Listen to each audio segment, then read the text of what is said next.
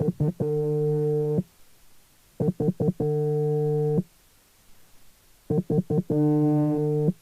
call is from a person currently in a prison in England. All calls are logged and recorded and may be listened to by a member of prison staff. If you do not wish to accept this call, please hang up now. Wednesday, the 22nd of January, 2025. Freezing morning. The most accurate simile is it's like when you wake up in a tent camping and a bitter, frosty morning envelops you. And I mean freezing. What happens is this mattress is well too thin. You're practically lying on the steel frame that the mattress is a bad name for it, that the so-called mattress is lying on.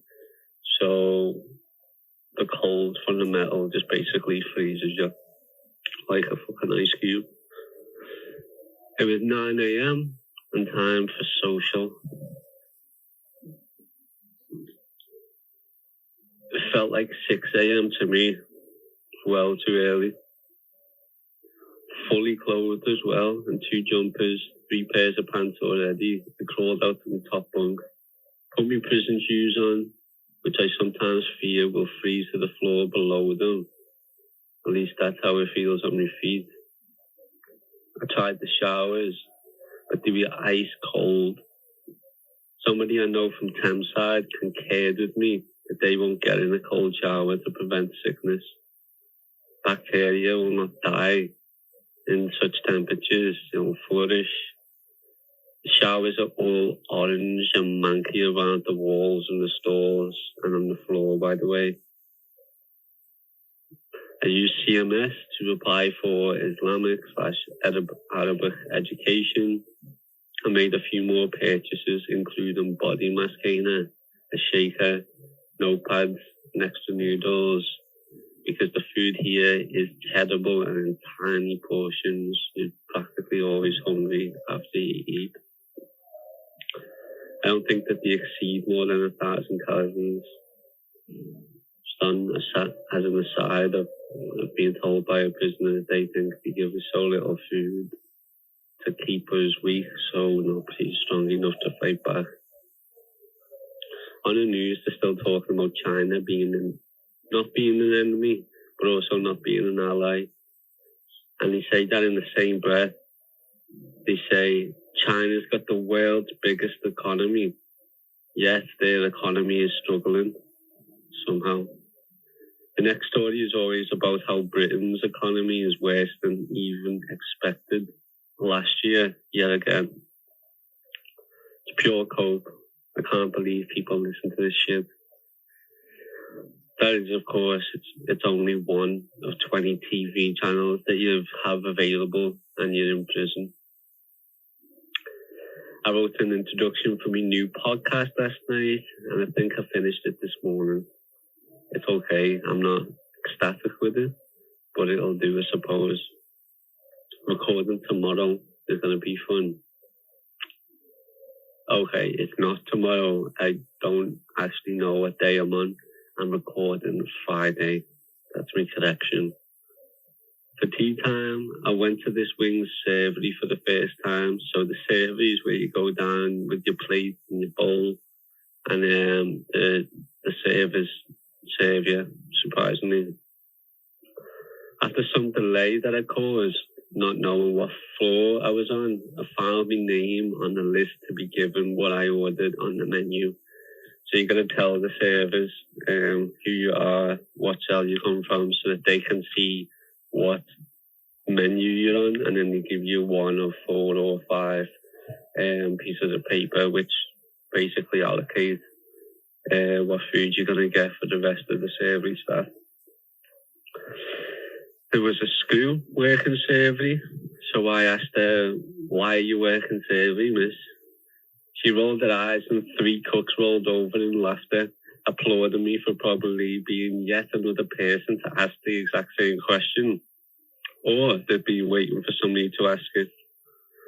With such a receptive audience, I asked her, "Have you been demoted, miss?" "Demoted? Yeah, I'm on £2 an hour," she said sarcastically. And despite this playful sarcasm, I achieved even more laughs as she put spaghetti bolognese onto my plate.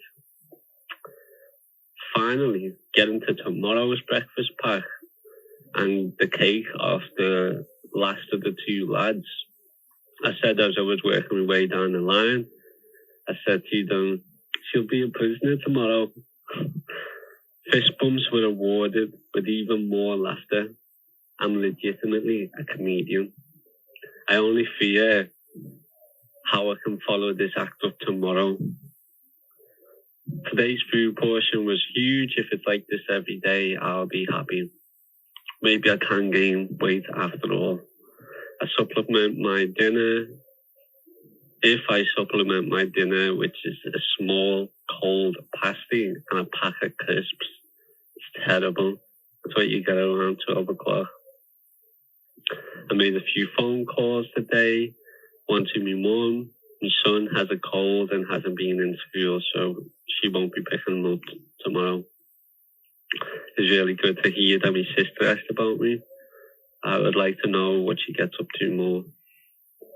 My brother sounds stressed and sick with work while having a wedding this year as well on top of it. I hope that they find what they want to do or their enjoyment out of their current job again soon. There's good news on my bail front. I could have an address from tomorrow in Liverpool to put on my bail application, though I still don't know when. Hopefully it's soon, but likely my bail application won't be in until mid-March, earliest, which obviously isn't ideal. Hopefully the terrorism charge is dropped then as well. Because this mid-March is essentially when this terrorism hearing is going to be had, and they're going to decide whether it was indeed terrorism, and thus we should be charged as terrorists under terrorist legislation. The RCG, Revolutionary Communist Group, know where I am to send me their newspaper, FRFI, Fight Racism, Fight Imperialism, which they send free to prisoners, which is cool and appreciated. To be fair, I've sold enough of those newspapers in my time for them. I'd be gutted if the paper's withheld though, as you can tell. As I said earlier, I hate bourgeois news, and it's all I can see on this limited TV. I got to speak to my mate and now podcast producer about technical stuff such as artwork and podcast name. It turns out that Political Prisoner podcast has been taken already by none other than the protesters who stormed the US Capitol, who also got pardoned by Trump today on the news. It is a huge blow. I did really want that name, but now I'm thinking Diary of a Political Prisoner, and potentially the artwork being arms writing a diary through prison bars or talking into a microphone through the bars. I'm not sure. I'll see how my mate / producer gets on. I won't even see the art myself unless it's sent in to me. That being said, I'm excited. I'm also massively relieved and appreciative. Thank you for tuning in to Diary of a Political Prisoner. What was a short letter for you was a period of time in prison for me. So please make sure that you subscribe on whatever podcast player you're listening on to be notified of future episodes. Each episode was recorded in a prison cell as I'm held on remand for allegedly being involved in a Palestine action to disrupt and destroy weapons in a genocidal Israeli arms factory under Section 5 of the Terrorism Act. My diary is a podcast only to give you something in the hope that you can give help and support to my mum and son, which I can't do by any other means from prison. In supporting them, For £5 a month, you can get a week's worth of episodes in advance every Monday. For £10 a month, you'll get the week's worth of episodes. Plus, I'll respond to any question you have in a monthly question and answer episode on my Patreon at patreon.com/politicalprisonerpod. For £25 a month or humanitarian aid tier, you get all of the above while knowing my little boy is supported and happy.